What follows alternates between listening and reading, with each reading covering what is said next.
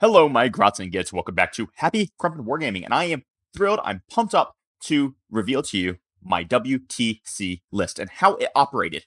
It performed marvelously well, and it was titled Watch the World Burn because that is exactly what it did. And it is titled very fondly after my favorite current active band, Falling in Reverse, hence the beautiful Ronnie Radke that you see on screen in front of you. Now, just to be clear, they are not my favorite band in the world. That belongs exclusively to Linkin Park, but they are my favorite currently active band. So I'm loving them, and that's why I dedicated my list to them. Ronnie Radke, salute to you, sir. All right, moving on. Let's actually talk about this list. So before I break it down for you, what was the record? How did it perform at the WTC? Well, I went 5 wins and 2 losses. And out of that record, I'm generally happy with 5 of the games. One of the games just flipped in a way that I could have controlled, and I didn't. And one of the ways I still won, but it just wasn't quite. So I'm just going to quickly go through this, and I'm going to break down the list. I'm going to break down all of the actual roles that the list serves. I'm going to explain how to use the list, and then I'm actually going to go on to the TTS view, and I'm going to show you how to utilize the list so that you can use this in your own games to smash people. Now, I do know that the Blood Angels are getting a new codex before too much longer, but in the meantime, I highly encourage you to try something like this. And at least, if you don't necessarily want to use the list itself, definitely use the elements of what I'm explaining you of how to use the list, because you will get amazing freaking results with it. So here we go. My very first 5 wins, 2 losses. My first win was against the Grey Knights. This I actually underperformed. I only scored 41-32, which under WTC scoring is like an 11-9. I should have scored significantly more, but I just played poorly in that game. I had advantages. I went second on supply drop, but I just played poorly, but that's okay. So that was the first one. The second one was against Canoptic Court. I won 71-56, which in WTC score is roughly a 12-8. Now, this is a totally acceptable result. I have still not lost a single game against Canoptic Court as Blood Angels. I did have this rated as a bigger win, but my opponent was an intelligent person, and he played to actually blunt me, which is totally fine. So he played very well to deny me points. He didn't try to win. He just tried to deny me as many points as possible. And with that in mind, this actually played really, really well. 95-58 into Vanguard Nids. Now, I want to talk a little bit about this Vanguard Nids, but I'm going to circle back to this towards the end of the video, and I'm going to explain how to utilize this. And I actually might make an entire dedicated video specifically into how to counter Blood Angels. And I think Vanguard Nids have all of the tools specifically to do that. So it was a big loss into World Eaters. This was a positioning error on my part, and I actually did not fill the game plan of the list, which I'm going to explain in a little bit. So I'm going to explain how that happened, and it's specifically because I used the list in a way that it's not meant to be used. Now, this is something that I want to caution everyone who's watching this video and all of the other reviews that you might be seeing about WTC and all the really cool lists that you saw at the WTC. These lists are all designed to be used in a very, very specific way. Now, in this particular match where I lost to World Eaters, I did not use the list the way I designed it to be used, and it showed in a massive loss. And that is something that I definitely took away from the WTC, even though I'm quite happy with my performance, and I'm very pleased with my team's performance overall. In this particular situation, me losing this match actually made us draw the round instead of winning the round. And that was because I did not use the list the way it was supposed to be done. So if you're going to design a list, you need to use it the way you've designed it to be run. Even you cannot let your Bloodlust and the Black Fury take over you. You can't, if you're playing Orcs, you can't let the Wa take over you. If you're doing whatever, you have to keep a cool head, and you have to use the list the way it was designed to be used. It got a 62-85 into T-Suns. This was an overperformance. I played actually very well in that. Now, with the new changes to T-Suns, this list actually does quite well into T-Suns. It can take them to a draw on average instead of a loss on average. So with the new changes to the indirect, that's a very, very big deal. And we'll be talking about that in another video as well. 68-76 into ACDC CSM. So that was a close game. I lost 9-11. This is as predicted. So in that matchup, a draw is correct. It should be roughly a draw matchup. And if you lose by 1 point, win by 1 point, it's roughly, you roughly would say that is at least close to a draw. And then lastly, it went 100 points into 48 into my opponent's Blood Angels. That is because this list has some very important things that my opponent's list did not have. And we'll talk about that. All right, so let's break it down. So here we go. Here's the list. We have a captain with jump pack. He's rocking the Thunder Hammer and Relic Shield. Now, this is not required. You can absolutely run the Power Fist and a Plasma Pistol on him. Totally fine. Totally reasonable. I like the Thunderhammer and the shield. Because it's just nice to get the occasional dev wound through. And honestly, it is weird how often having that captain have 6 wounds instead of 5 does come up, especially for people who are coming into you with like precision type attacks. But it's like I said, it is not required that you have the Thunderhammer Relic Shield, but that's just the way I put him in there, and I like him. Now, the reason why you do need the captain with jump pack is because he's going to be running with a 10-man squad of assault intercessors with jump packs, and you're going to include the sanguinary priests, typically the one with the visage of death in that squad. Now, what happens here is the Blood Angel specifically gives you +1 attack and +2 strength on the charge. Now, the captain with jump pack gives you an additional +1. So none of that squad that charges the 10-man unit of the jump assault intercessors, they all go to base strength 7 on the charge, which is an enormously important breakpoint. It gets a lot of, say, you're going into Morven Val's unit. Suddenly, those Paragon Warsuits have a toughness of 7. You're going into Squighogs, so have a toughness of 7. This takes you from a wounding on 5 to a wounding on 4 base, and then when you use your lethal lance strat, it takes you to wounding on a 3. It also takes you to wounding basically everything else in the game on 2s. If it's a big vehicle, it takes you wounding every vehicle in the game on 4s instead of some of the vehicles wounding them on 5s, because like you would if you had base strength of 6. So that extra +1 strength in that unit makes a massive freaking difference. Now, the sanguinary priest who's running them, he's going to generally, but not always, generally going to be having the visage of death on him, which is going to have your opponent's OC. So if you need to tag a bunch of things, then that can kind of help with some OC control there. It's really not a necessary enhancement. It's just you have 15 points left over, so that's what I took. That's something that's flexible that just didn't come up very often. I think it came up once at the WTC, but whatever, it had the visage of death. But the important thing is the Sang Priest is required because he is going to force that unit up to a +1 AP and a 5-up Feel No Pain. So now suddenly that unit is going to have 45 chainsword attacks that are at strength 7 AP 2, which is a world of difference, especially when you're going into any army that might be wanting to utilize an Armor of Contempt strat against you. That AP 2 is critical for how hard this unit hits. It's also going to take the Power Fist and the Captain's Thunderhammer to a beautiful AP 3, which is a big deal. Speaking of breakpoints, don't forget that Thunderhammer and the Sergeant's Power Fist will actually go to strength 11 on the charge thanks to the +1 to the strength. So this unit suddenly hits like a freaking monster.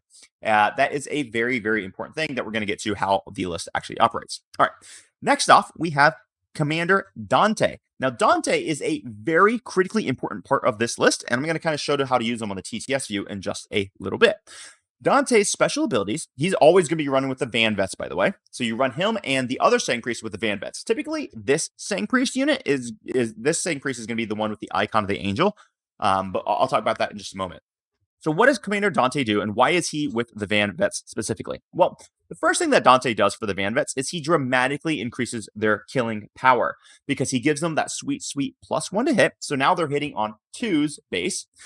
What that does is that makes the unit relatively agnostic of Oath of the Moment. So it means that you don't need Oath of the Moment on it, which means you could pretty much always guarantee that you can put the Oath of the Moment target on your 10-man jump assault intercessor squad, which makes it a brutally killy unit. So Dante, he's going to be giving +1 to hit and +1 charge to the Van Vets, which is also really important because that dramatically will increase his threat range. That +1 to charge is critical, especially when you're talking about going for those 10-inch charges, which now becomes a 9, or going for that 9-inch charge, which now becomes an 8. It just shifts the math in a really, really important way. Not to mention that +1 to charge is always active. So if you're doing a heroic intervention, that can also be a very, very big deal. And trust me, you're going to heroic intervene with this squad every chance you freaking get. Now, the last thing that Dante does is when he gets like 9 attacks that are damaged too at AP 4 in the squad, because remember they have a Sang Priest in them. So that AP 4 will just carve through people. But even more importantly, his special ability that procs at the beginning of every fight phase. And this is really important. No one's been running Dante, and I think they're all madmen because Dante's amazing right now. At the start of every fight phase, every enemy unit within 6 inches of Dante, not engagement range, guys, every enemy unit within 6 inches of Dante, which you can absolutely plan for, especially with your, you can plan for it. It's a really big deal, especially if you're getting a heroic intervention or if you're the one who's doing the charge. Every enemy unit is going to have to take a battle shock at -1. That -1 is so important because it takes your base leadership of 6 to 7, takes your base leadership of 7s to 8s, 8s to 9s. This is active in your turn and your opponent's turn. I cannot tell you how many times my opponent drew the card Area Denial, and they happened to be within 6 inches of Dante because I was in the middle of the battlefield, and they failed their battle shock test, which means they did not score Area Denial. This is such a big deal. It also turns off, say, if you're fighting into orcs or you're fighting into someone else, or in the mirror, which is what happened in my matchup against my enemy Blood Angels. Suddenly, they can't spend their CP to fight on death. This is such a dramatically important thing. They can't use strats because they are now battle shocked. This also happens outside the command phase, so they can never automatically pass the battle shock test. And it happens in every single fight, yours and your opponent's. If it happens to your opponent in their turn, suddenly they will be battle shocked in your turn, which, oh my goodness, that is so powerful. Okay, so that's Dante. I love him. He's incredibly good. He's pretty easy to kill. He only has 6 wounds with 2 up arm save, 4 up invulnerable save, no base feel no pain, but he does get the feel no pain thanks to having the Sanguinary Priest attached. So he becomes fairly tanky in that case. All right. Then we have Lamartes, and he's going to be leading his 10-man squad of Death Company Marines with jump packs. This is the Death Blob. This is the blob that will kill anything except for an accursed cultist blob, apparently. So this one is going to be running out there. So most people are familiar with this unit, the Lamartes unit. In this particular list, this unit more or less always starts in Deep Strike. There are very rare exceptions to this, but it will essentially always start in Deep Strike because you will always be rapid ingressing this unit in turns 2 or turns 3. Occasionally, you might Deep Strike them in and try for the 9-inch rerollable, but you only do that in matchups that you're screwed in. Say if you're playing T-Suns, which are a huge weakness for Blood Angels, right? Although with the new changes, I'm not so sure that's super true anymore. It's still a little true, but I'm not sure it's super true anymore. Okay, so Lamartes, Deep Strike. The Sanguinor, Deep Strike. Let me explain how to use the Sanguinor, everyone. So the Sanguinor plays a very critical role in this army, and it is psychological warfare. People do not understand how to handle the Sanguinor. The Sanguinor's job is typically not to kill lots of units. Although, if you're charging like a 5-man MSU or minimum sized unit squad into me, and I just really don't want that 5-man squad to say pick up my scouts, I might bring the Sanguinor in there because he could pick up a 5-man Marine squad relatively well, or at least kill most of them. But his job is not to come in and kill a bunch of Exalted 8-bound when Exalted 8-bound charge me. His job is to come in and mess up pile-ins. That is his job. Because if you put him in whatever certain position, it's going to force your opponent to pile in really weird ways, which can completely screw up their entire fight phase. It also, and that can just completely ruin the opponent's game plan. So, for example, if you're playing World Eaters, or you're playing in the Mirror, or you're playing against Black Templars, or whatever, and they try to charge one of these big blobs somewhere that you're just really terrified of, and you heroic, or you bring the Sanguinor down using a special ability that procs at the end of the opponent's charge phase, it'll make the enemy pile in into places they don't want to pile in. Because remember, you must pile in towards the closest enemy unit. Enemy model. This is such a big deal because if you have a unit of Exalted 8-bound, say a 6-man unit, and they make a fairly long bomb charge, but so only one's in engagement range and the rest are planning on getting there using the pile-in, and then the Sanguinor comes down, they're only going to be fighting with one model into the unit they charged because they won't be able to pile in further away from the closest enemy model, and depending on how you place the Sanguinor, you can make him the closest enemy model. But if they piled in too close to him, they would take themselves out of coherency, meaning they can't pile in anywhere. This is how I use the Sanguinor, and it screws opponents up in a huge freaking way. Other times, say you're playing against an enemy army that just does not fight in melee, you might actually start the Sanguinor on the tabletop because his ability to just be a tough lone up, because he is lone up, he is fast. He does always still have fights first, so you still can't charge him. He can be a very useful unit just to start on the board. But typically, you're going to want to start him in reserves, especially if you're playing against an enemy who has any inclination to want to charge you. Okay, so that is all the characters. I already talked about the 10-man JPI squad that's running with the Sanguinary Priest and the Captain.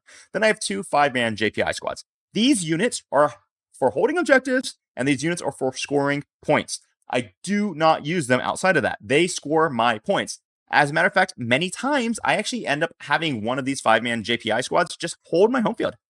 That's what they do. There's other things they can do. Of course, you can trade them for small enemy units, but I wouldn't really recommend that. 10-man Death Company Marine squad with jump packs. Those are the guys who go out and murder literally anything. Then I have 2 5-man scout squads. these are actually the units that I end up trading for chaff more often than not, instead of my JPI. So these guys, they score me early game points. And then if I can, I'll have them hold home field objectives.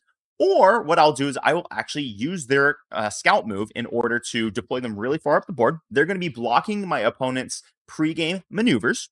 And they are going to be very, very good for move blocking my opponent in turn 1. So I'll get into the way I utilize them in just a moment when I get more into the operations of the list. But just keep in your brain that scouts are for scoring or deny scoring. Or in rare examples, they are absolutely willing to be sent in to just murder cheap units that I'm not ready to sacrifice my JPI for. All right, keep that in your head, and I'll get a little bit more in detail when I go over the operations.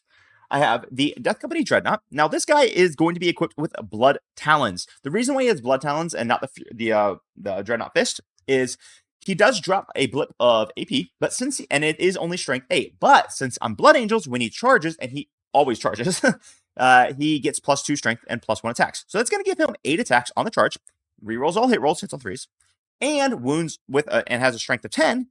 And since it's twin linked, he gets to reroll all of those as well. So he really doesn't need the strength 12 or strength 14 from the fist. Now, the AP is a bit of a bummer, so it's only AP 2 instead of the AP 3, which would be sweet. But I find value in having the extra 2 attacks. Really helps him just chew through your MSU squads in a really, really beautiful way. Which means typically when this guy charges, he's going to end up getting about 16 attacks when he charges because he's going to charge in. Let's say he charges in. And, all right, so for example, when I played against Northern Ireland, I charged him into a squad of Possessed and a Rhino. And since I included the Rhino, he's equipped with a Magna Grapple, as you see. That's going to give him +2 inches to charge. So he hits them both. He kills the Possessed on 1 hit. The Rhino is forced to hit him. And since he has the infinite fight hack, every time he gets hit, he gets to fight. He kills the Rhino. Then what happens is the guys who are inside the Rhino are forced to get out of the Rhino. Now, in this particular scenario, I didn't have to spend CP for the 6-inch consolidation because he was within 3 inches, so I was able to consolidate normally. But if your opponent is further away than 3 inches, you can spend 1 CP for a 6-inch consolidation. Now, the trick with this is that for Blood Angels, that stratagem, consolidate 6 inches, lasts till the end of the phase, which means every single time your Death Company Dreadnought consolidates, it gets to move 6 inches. And as long as he ends within an inch of an enemy unit, they're forced to fight him. So if your opponent is 6.9 inches away and you move 6 inches directly towards them, they're forced to punch you, which means you get to pile in, fight, consolidate. So you can really chain this guy a crazy distance. I had 4 different games in the WTC this year, 4, where he activated more than 3 times in a turn.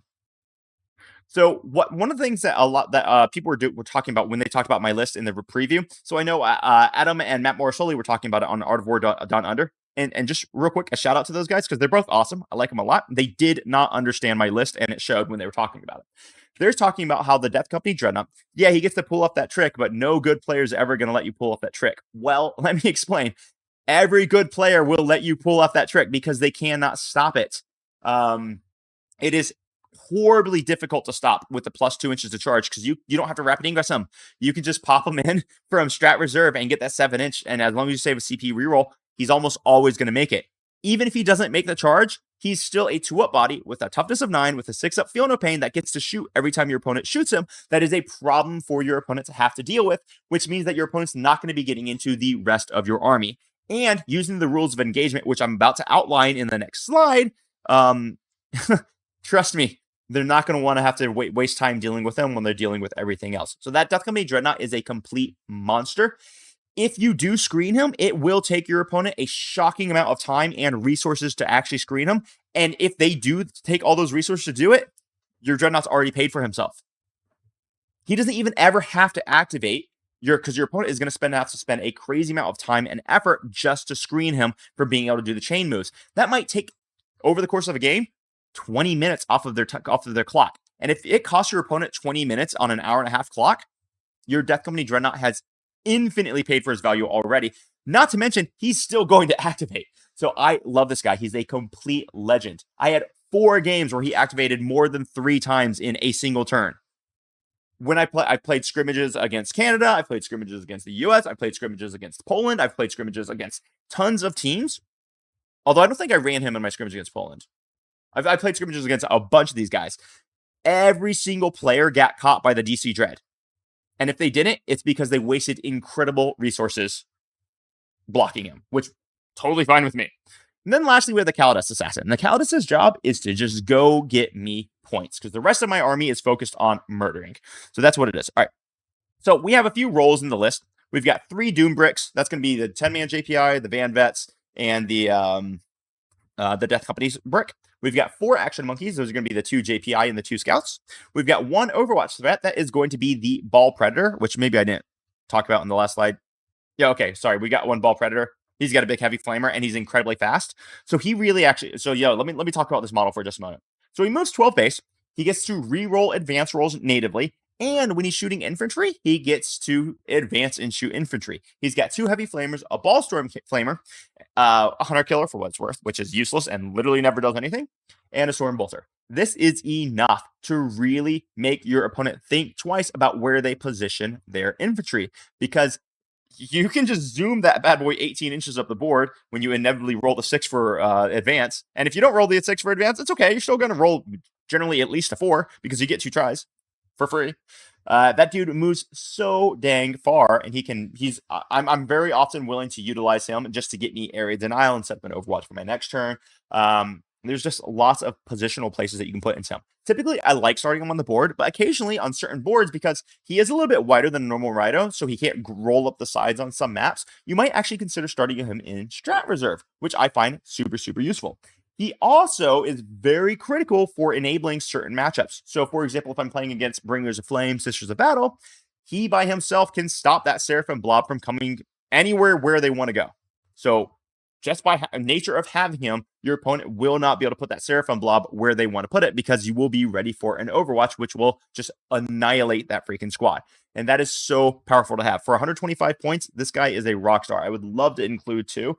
I just can't really figure out how to include 2 when I also have all my characters. So that's that. Anyway, let's talk about the roles. So your Doom Bricks, the ones that do all the murder killing, is going to be your big JPI squad, your Death Company brick, and your Van Vet brick. Each one of these units can kill anything in the game. That's how strong all of them hit. Just to give you like a quick rundown of what is coming out of the squad, the JPI brick will charge. They're going to cause like 6 mortal wounds on the charge. Then they're going to have 51 chainsword attacks that are at least strength, or that are strength 7. They may be lethal on lance, and you might have both at the moment, all at AP 2, damage 1. And then you're going to have an extra 4 power fist attacks at strength 11, AP 3. And then you're going to have an extra 6 thunderhammer attacks at strength 11, AP 3. So the damage that comes out of this blob is unbelievable. Then you compound that then you hear what the Van Vet squad does, which is going to be giving you've got 10 of them, and then a Sang Priest, so 56 strength 7. I guess 6 of them are strength 6, but 56 roughly strength 7 AP 2 attacks that have lethal every time they charge innately. You can also, of course, always give them lance on that. And they're hitting on 2s because they are led by Dante. Then Dante gives you an extra 9 strength 9 AP 4 damage 2 attacks. Also lethal, which is just brutal how much damage it does. And the Death Company brick, as you guys know what that does. The Overwatch threat, I think we just spoke about it with the Ball Predator. It's not like the army has the best Overwatch in the game, but that one tank can stop certain, it can stop a lot. Like it can stop teleporting units that are trying to just to nuke you. It can stop the T-Suns if they really, really want to use the Umbrella Crystal to teleport in behind your lines. I know T-Suns have ways to getting around that, but it can really stop the easy stuff. It can stop your Grey Knights and all their teleporting. It is just brutal how effective that one unit is at stopping your opponent from having mobility. And then we have 1 nuke/deterrent. Now, when I say nuke, yes, I understand all my big blobs could be nukes as well, but specifically I'm talking about the Death Company Dreadnought, because if your opponent doesn't screen him, he just loses, because that thing, I think I was playing into... this was crazy. Okay, so just to give you an example of how good this is, I'm about to say the name of someone who I have an immense amount of respect, and I really enjoy, okay? Lucas Troller, he played for Team USA this year. He and I are doing a practice game against each other, and he was running some form of orcs into my Blood Angels. And this was not like our WTC list, because this was after, this was before we had decided to like run these things. But I ran my Death Company Dreadnought into him, and that Death Company Dreadnought activated 7 times into Lucas Troller. If you guys don't know Lucas, he's an incredible player. He's probably better than I am. He's an incredible player. He couldn't screen it. He couldn't stop it. It activated 7 times. That was brutal. He just killed squad after squad after solo character after truck after solo character after squad. Insane the value that that unit can give you. So he is a nuke. And if your opponent is ready for the nuke, then your opponent is going to have to dedicate crazy resources to block him. Okay, now let's start talking about the operations, how this list actually runs on the tabletop. And then I'm going to show you how I would want to move it up the tabletop if I was playing them in a competitive match. All right, so this list does not trade. If you look at it, I don't have many units. I have, what is it? Let's say we've got 1, 2, 3, 4, 5, 6, 7, 8, 9, and 10. All right, so I've got 11 units because the characters will be attaching. So there's roughly 11 units. So it does not trade well. Trade meaning you put an enemy unit on a objective, me killing your unit, and then you killing my unit, and then me killing your unit. That is what I mean by that. This unit loses trading games. It doesn't do it. What it does is it plays as a giant scythe that I just swing once, and I swing through all of my foes. So here's how I do it, okay? I have 3 units that I am willing to sacrifice in this army. The 2 scouts. And if I don't want to sacrifice both scouts, I sometimes am willing to sacrifice one unit of the 5-mana JPI. But if I do that, then I don't sacrifice both scouts. And then lastly, I'm able to sacrifice my Vanguard Veteran brick. I don't mind sacrificing that brick. All right, so here's how it goes. If my opponent, say I'm playing Votan, and it's a gun line, I am going to have my scouts infiltrated to block his scout movement and to block his Jaegers from doing infiltrations. Then they're going to be in position where that I can scout backwards safely into cover, or I can scout forwards if I go first and I can advance and move block him. If I can move block my opponent's entire army for turn 1 and do it just by sacrificing 2 units of scouts, I've already won the game. So if I could just stand in front of a bunch of tanks and be like, cool, dude, you don't get to move more than 1.1 inches turn 1 of your game, I've won the game. So I don't mind sacrificing my scouts in that scenario. If I can't do that, then I just pull them back. But the unit I am willing to sacrifice is my Vanguard Veteran Squad. Because with a 6-inch consolidation stratagem from Blood Angels, that Vanguard Veteran Squad can sometimes tag 6, 7, 8 units with a charge. Now, you'll kill a few of the models depending on what type of army you are, or you won't depending on what type of army you are. But now what happens is that you have to waste your entire, and this is generally not turn 1, this is typically a turn 2 thing that I do. Then what's going to end up happening is my opponent is going to have to spend their entire turn falling back from that squad. And if they're infantry, they're going to be taking Desperate Escape to do that, thanks to the enhancement on my Sanguinary Priest, the Icon of the Angel, and shooting that squad to death. So if it takes my opponent an entire turn of their game just to take care of that one unit, and most of that turn is spent falling back and just shooting into it, it is 100% worth that unit. Then what happens is in turn 3, typically turn 3, I will charge my 10-man JPI. I will charge my Lamarte's brick. I will charge my Dreadnought. I will charge my 2 5-man JPIs if I have them. And I will eliminate 1,000 to 1,500 points of my enemy's army in one turn. I don't care that I had to sacrifice my Vanguard vets, the unit, the previous turn just to do it, because I will trade that one unit to set up a charge for the rest of my army in one massive fell swoop. That is how this army operates. Now, every time I do this, I win. Every time. Some armies have the ability to stop you from doing this. For example, Thousand Suns have the ability to stop you from doing this. Vanguard Nids actually have the ability to stop you from doing this, although no Vanguard Nids player I've ever seen has done it, which is why I think I'm going to make a separate video teaching Vanguard Nids how to crush Blood Angels, because I really think they do. So that is what the army does. I'll sacrifice one unit of Vanguard vets, and then the rest of my army charges in one fell swoop and just annihilates the opponent. Yeah, and that's what I do. All right, so what I'm going to do now, let me switch over to the TTS view, and I'm going to show you how to actually move this army up the tabletop. And I think that's going to be the best way I can really illustrate how to perform this strategy. So let's just click a button. There we go. All right, so what I've gotten done is this is a tipping point layout for WTC terrain. And I have my army laid out. So right here, you see my 10-man JPI squad with my captain and my Sang Priest. Right next to them is another 5-man JPI squad. I'll just move them right there just so you can distinguish. Over here, I've got my big Dante squad. That is not coherent. Let me fix this. There we go. There. Let's make them coherent. They're going to be right on the line. I've got my Ball Predator. Now, remember, this Ball Predator can also go in strat reserves. No big deal. Like, if you want to bring him out of strat reserves here later in the game, that's awesome. But I'm going to start him on this board because he could fit through here. Let me just turn this this off. So, like, if you wanted to fit him through here, he can. So I'm going to start him right here. I've got the Calidus right here. So the Calidus's job is she just gets to walk here and get me containment turn 1. If I draw containment, for example. Then I've got 2 scout squads. So this scout squad is 4 deployed. They are blocking infiltrators or scout moves. If I go second, they do this. Just move perfectly into the corner of this terrain, perfectly safe. I don't really care if my opponent wants to charge them turn 1, because that just gives me free charges into them. If I go first, many times I will actually just scout them forward. You still have to be 9 inches away from your enemy with your scout move, but it just depends where they are. And then they can go forward and either like charge or move block my opponent. But let me just go ahead and move them as if I went second. The same thing is 100% true of the scout squad. So if I go second, they just scout perfectly back here to be perfectly safe. If I go first, maybe they go forward to do something or do some actions or whatever. So that's what the scouts do. Now, let's assume and then in reserve, I have my Sanguinor. I have my Death Company Dreadnought. I've got my Lamarte's Brick with the Death Company Marines. These guys are ready to rapid ingress wherever is most convenient for me. My Death Company Dreadnought is going to be coming out of Strat Reserve and going for a 7-inch charge somewhere. This is not the best map for him, just because of the way the table is set up. So he's either coming in turn 3 or I'm rapid ingressing him in turn 2. Chances are high he's coming in for a late game turn 3 on this particular map. And then Sanguinor is ready to screw up someone's charge or just generally do whatever he needs to do.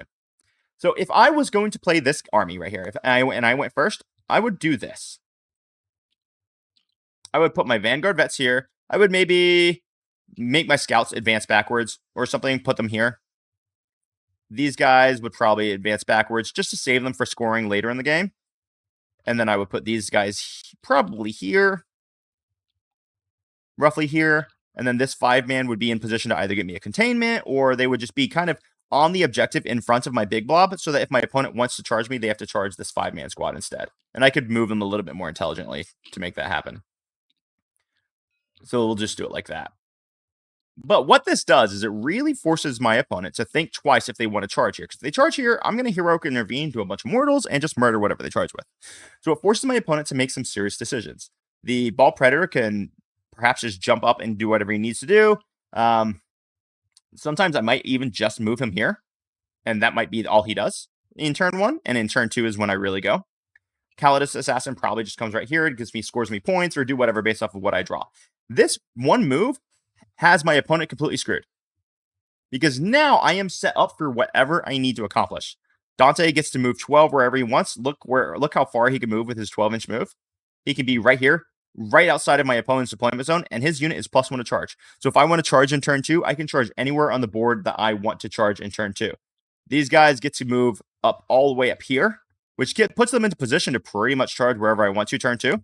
Now, if my opponent doesn't come and expose themselves, in turn 2, I'll just roll in advance. Put this squad right here. You still can't really charge me. There's no good shooting lanes because of the way this map is laid out. So they can't shoot me from right here. If you see how I got this line drawn, they would literally have to be here, and they still can't draw a line through here. So maybe here they might be. No, so basically it's going to be impossible for my opponent to shoot me in this staging point here. And if you look at any map, basically any map, there's almost always going to be a place where you can put your models and they can't be seen. Of course, this is actually one of the better maps that I used. Dante would probably just stay right here. I probably wouldn't do anything. I probably wouldn't even try to hold the middle objective right here. Yeah, actually, I'm basically perfectly safe here. If my opponent is trying to safely hold this natural expansion here, Dante can easily just come on out. I can just move this guy 12 inches here and have a free charge onto whatever's trying to hold their safe objective, and I can just deny them full primary.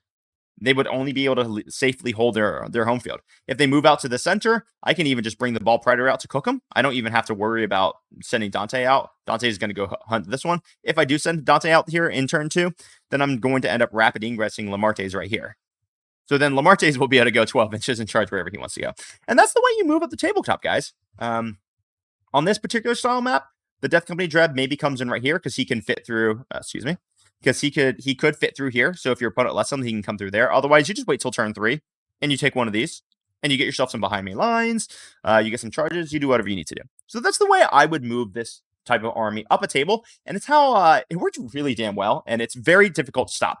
Now, the reason why I lost my World Eater match, which I'll just go over this briefly, is because I did not do this. Instead, I held my army back, and I didn't send Dante out to do his thing. Instead, I sent Lamarte's squad out to do a thing, and I didn't charge the rest of my army, and that was really dumb. And because I did that, I ended up losing really bad. And Lehan, the South African who I was playing, was able to take advantage of my poor play, and he did a great job. So he punished me for that. So basically, don't be like me. Stick to your army's game plan. Well, I stuck to my game plan, just not in that one game, which, to be fair, was fairly significant, and that was on me. So once again, apologies to my team, because that I think that draw was my fault, because I should have had a big win there. So stick to your army's game plan. That's this army's game plan.